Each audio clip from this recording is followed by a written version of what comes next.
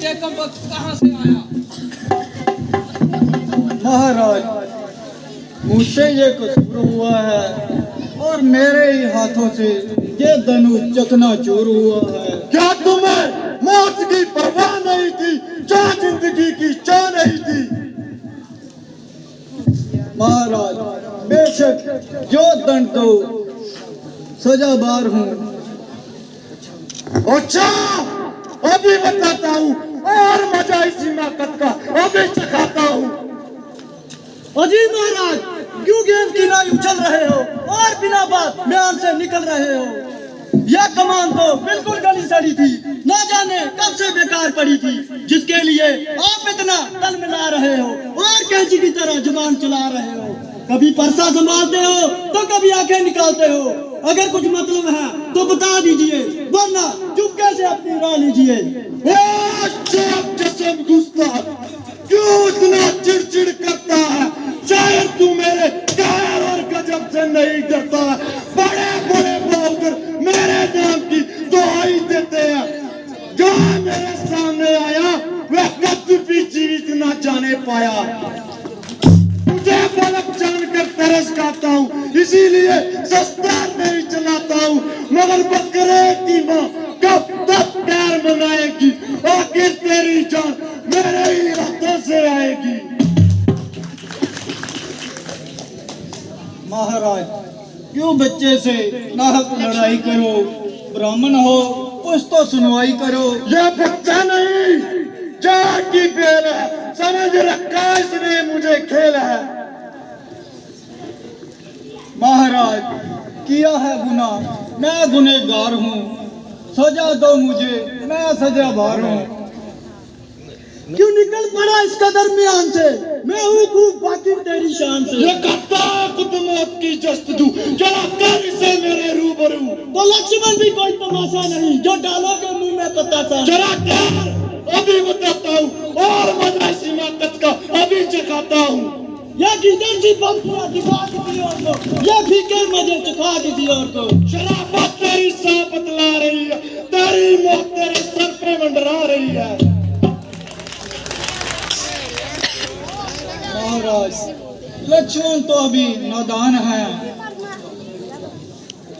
वह देखो मुझे दांत दिखला रहा है और शरारत से अब भी पेश नहीं आ रहा है।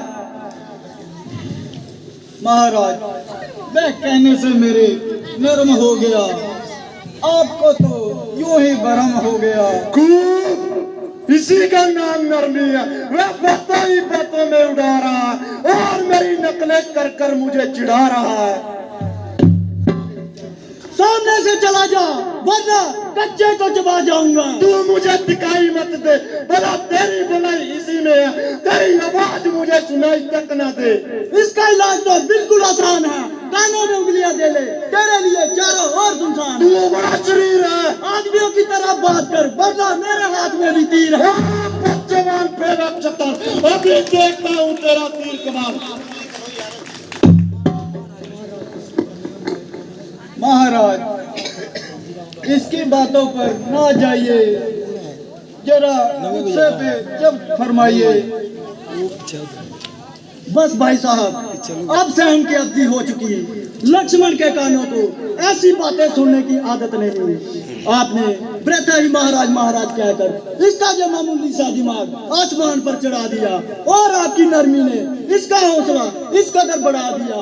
परंतु अब मुझे अवश्य तलवार संभालनी पड़ेगी और इसके दिमाग की हवा निकालनी पड़ेगी। आप बड़ी खुशी से शस्त्र संभालिए और अपने दिल के अरमान निकालिए। अरे कमर, तेरे सर में ये क्या हवा समाई है? मालूम होता है तेरी मौत तुझको मेरे सामने लाई है। बड़े बड़े बहादुर मेरे नाम का सिक्का मानते हैं और मेरी ताकत को छोटा बड़ा जानते हैं। बहुत से क्षत्रिय मेरे हाथों मारेंगे और मौत के घाट उतारेंगे। जो सामने आया वह कभी भी जीत न जाने पाया। जब ऐसे ऐसे योद्धा मेरे मुकाबले की ताव न लगा सके तो तुझ जैसे बच्चे कच्चे की क्या मजाल है? बल्कि ये तो मेरे लिए तुच्छ सी बात है। अभी जरा सा परसा भर सुला दूं, मगर जो वास्तव में ये तेरा कसूर नहीं, इसीलिए मुझे तेरी जान लेना मंजूर नहीं। मगर मेरे गुरु का धनुष जिसने तोड़ा है उसे कभी भी जीवित नहीं छोड़ूंगा, बल्कि उसे इस धनुष की नाई बीच से तोड़ूंगा। यह गीदड़ सी पंक्तियां किसी और को दिखाओ और किसी बुज़दिल के आगे अपनी शेखी दिखाओ। मेरे सामने तेरी शेखी नहीं चलेगी और इस पानी में तेरी दाल नहीं गलेगी। वास्तव में आज तक तेरा किसी क्षत्रिय से वास्ता नहीं पड़ा और कोई ऐसा बुज़दिल नहीं होगा जो तेरे सामने नहीं आना।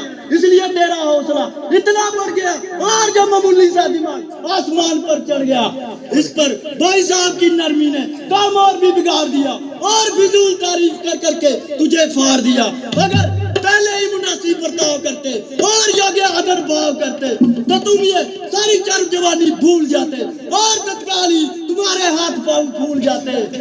अच्छा, कुछ मजाका नहीं, आज आपको अपनी ताकत आजमाने का अच्छा मौका मिल जाएगा और इधर मेरा भी मुद्दत का अरमान निकल जाएगा। परंतु पहले बार करने से लक्ष्मण लाचार है, इसलिए नहीं कि तुरबा ब्राह्मण कुमार है, बल्कि गुण कर्म अनुसार तेरे ब्राह्मण होने पे मुझे कतई इनकार है, बल्कि इसलिए कि तू हमारे गुरु मुनि विश्वामित्र जी का करीबी रिश्तेदार है। अरे तू साक्षात शरारत की मूर, अब तू इतनी जवान चलाने लगा, मेरी इज्जत को खाक में खिलाने लगा। वही बात हुई, रंज की जस्त चू होने लगी, आपसे तू से तू होने लगी। खबरदार, होशियार हो जा और मरने के लिए तैयार हो जा। अब तेरे मरने के बिल्कुल सलाम नहीं। अगर एक ही बार में हड्डियां सुरमाना बना दूं तो मैं भी बख्शू राम नहीं। भाई दिखलाओ गंगा था ना, गंगा से गंगा था नहीं। ले ले तू 60 रुपए महाराज, दादर बसोर जब आपको इसके कसूर ना होने का नहीं है, चल तू 40 ले ले। इनकार होगा दिल ना रखी और मैं तो इससे भैया और आपका पैसे दे दे। का तकरार होगा।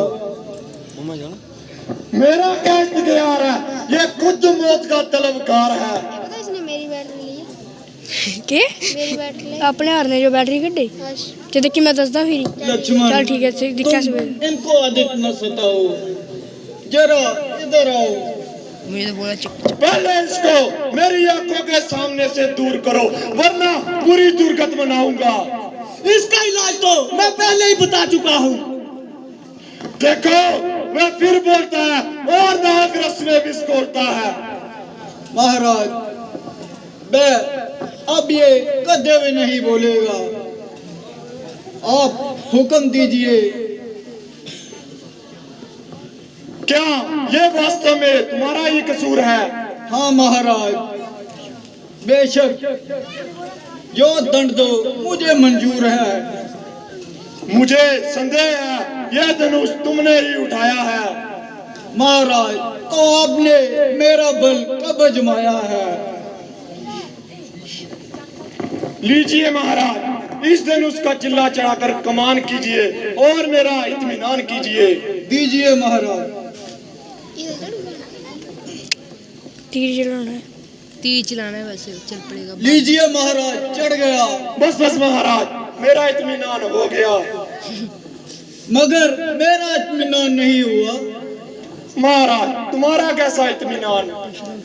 महाराज, मेरा इत्मीनान ऐसा कि मेरा तीर जब कमान पर चढ़ जाता है तो बिना किसी की जान लिए वापस नहीं आता है। महाराज, तो ये किसकी जान लेगा? तुम्हारी जान लेगा और किसकी जान लेगा? नहीं नहीं महाराज, मैं मर जाऊंगा। ऐसे ना कहे, मैं मर जाऊंगा। महाराज, एक तीर तो आपको सहना ही पड़ेगा। नहीं नहीं महाराज, मगर दूसरे तीर की तो नौबत ही नहीं आएगी। बस एक ही तीर में जान निकल जाएगी। वाह महाराज, जान निकलने की अच्छी कही, आधी जान तो मुझ में अब भी नहीं रही। बस मिश्र जी, हो चुके। जरा परसा तो उठाओ, कुछ तो अपनी वीरता के जोहर दिखाओ। लक्ष्मण जी, मुझे किसी तरह क्षमा दिलाओ। और मेरे प्राण बचाओ। तुम तो इतना उछल रहे थे। मूर्खतावंश, मेरी जीवा से ये शब्द निकलते थे। मुझसे क्या कहते हो? भ्राता जी से तुम्हारी बात है। मैं तो तुम्हारी नजर से दूर हूं। महाराज, मैं आपका भिखारी हूँ, मुझे जीवन दान दीजिए और मुझ पर एहसान कीजिए। हाँ भी लपे हो 11 साल। तुझको तो अपनी बात की शर्म नहीं, मगर शरण में आए शत्रु को बार करना क्षत्रिय का धर्म नहीं।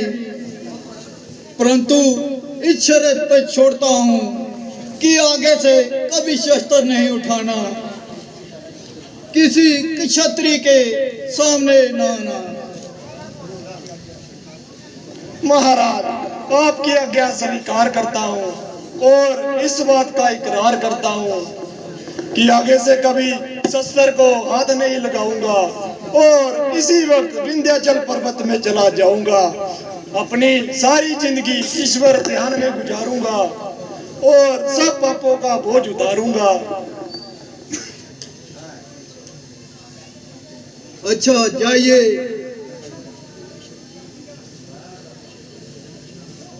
मिश्र जी, भोजन करके जाना, ऐसी भी क्या जल्दी है? कभी तो हमारा भी भोजन पा लिया करो। बस दया रखो, यही सब कुछ है कि जान बची। अभी पहली रोटी नहीं बची, अब अगली बार आऊंगा ऐसे फुलके खाऊंगा कि अपनी जान भी दे जाऊंगा।